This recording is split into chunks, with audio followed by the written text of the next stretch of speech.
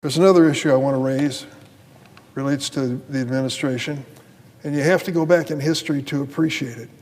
Richard Nixon. Students of history, of course, know that name. Former Vice President of the United States, former Senator, he was a senator and a congressman, Vice President under President Eisenhower, and then President of the United States. He went through a period we know as Watergate. It was controversial. Some people broke into Democratic National Headquarters. They were caught. They were prosecuted. When it was all over, we had the Watergate investigation, and ultimately President Nixon resigned.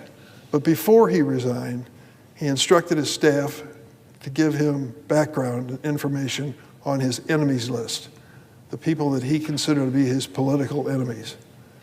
And the word was out that they were going to be treated harshly by his administration.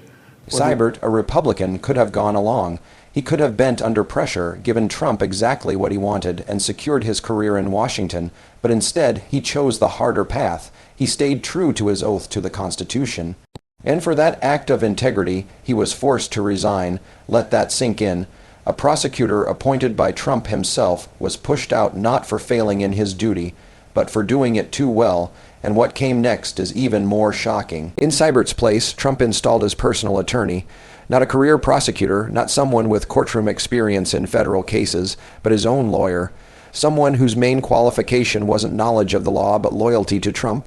And this new appointee's very first move, to indict James Comey in a case that career professionals in the office had already dismissed as too weak to stand, that's not justice, that's political revenge dressed up as prosecution. Well, we went through that chapter, he resigned, and then Congress came together, Democrats and Republicans, and said, we can never let this happen again.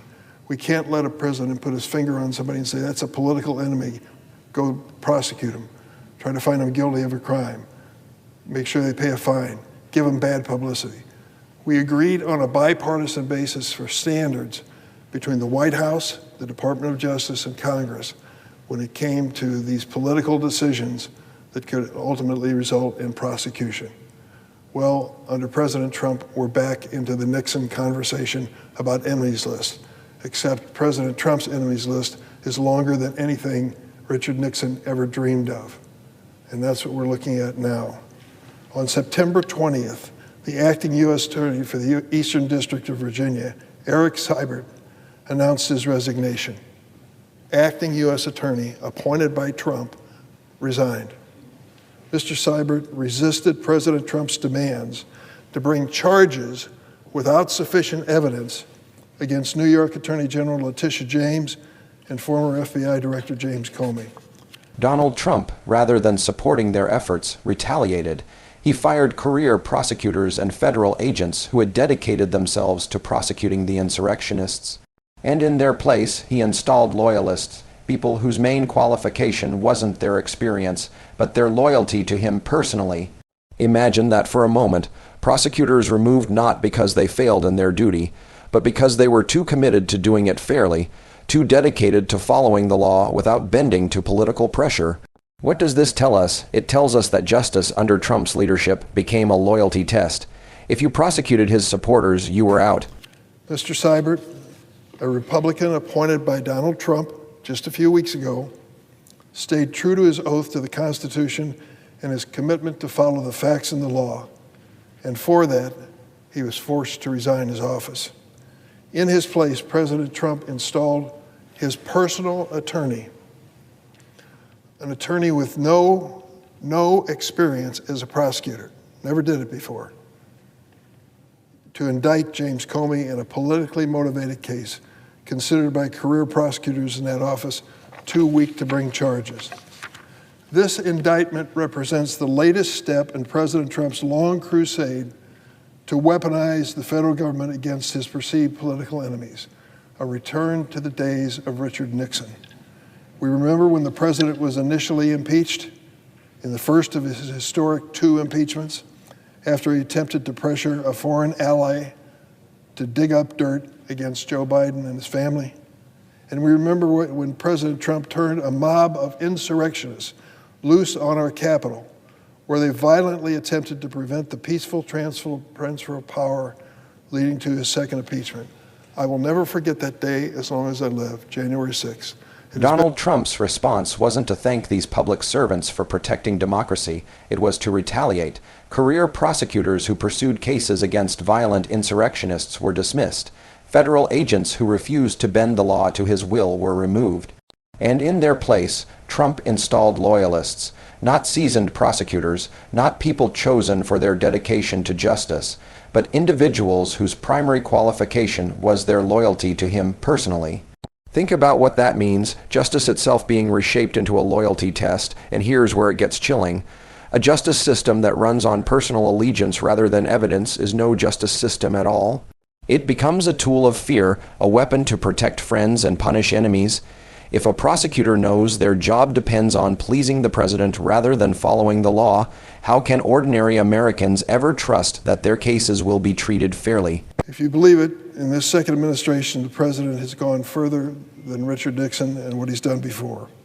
His political appointees have fired FBI agents and federal prosecutors who were called on to prosecute the insurrectionists.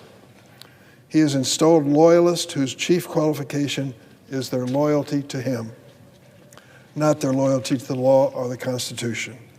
We recently learned a top federal prosecutor in Sacramento was fired after she advised the Border Patrol to comply with a court order. Yes, the Trump administration fired a career prosecutor for following a court order.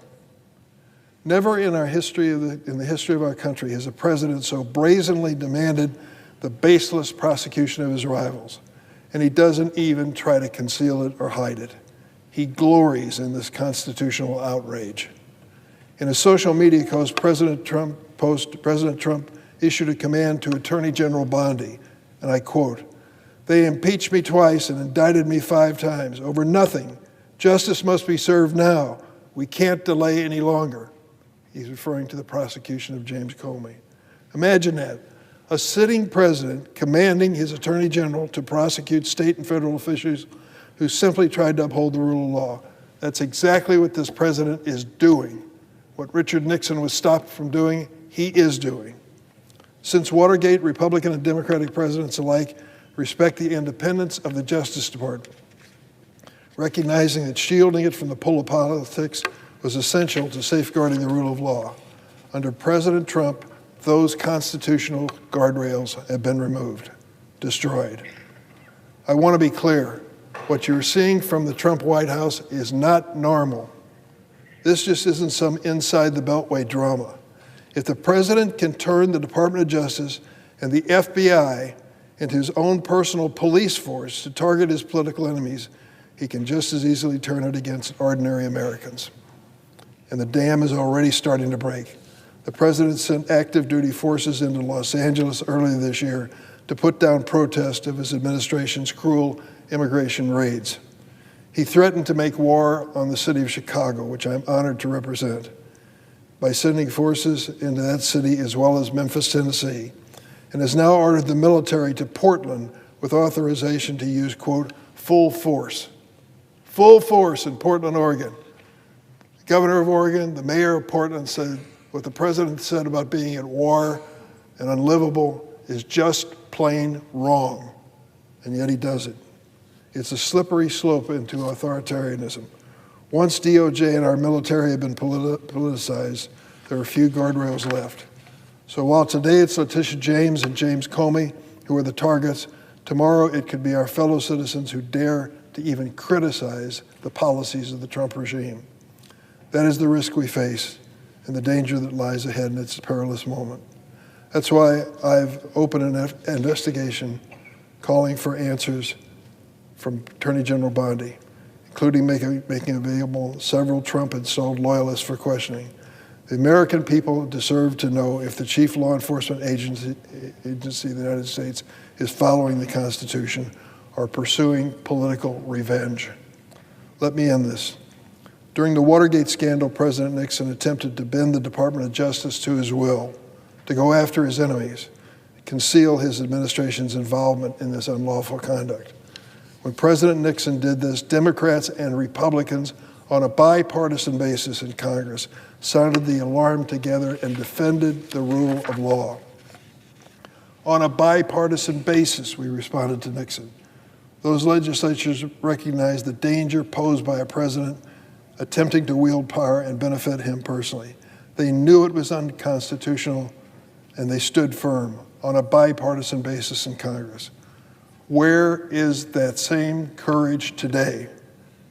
It's time for the Republicans to join Democrats and step up and say, enough is enough. This is not about political parties.